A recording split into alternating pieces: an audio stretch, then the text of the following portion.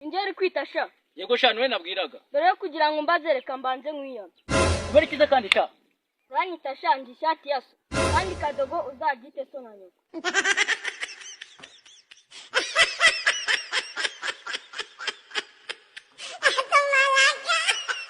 Kasongo yeye. Mumbali nanga.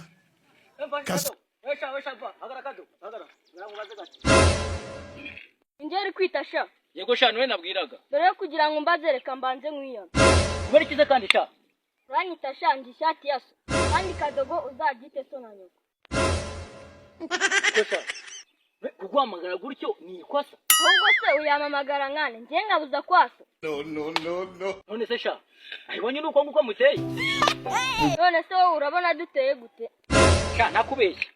Ndabona mumeze nk'amase neza yabuze ibyatsi ahagararaho.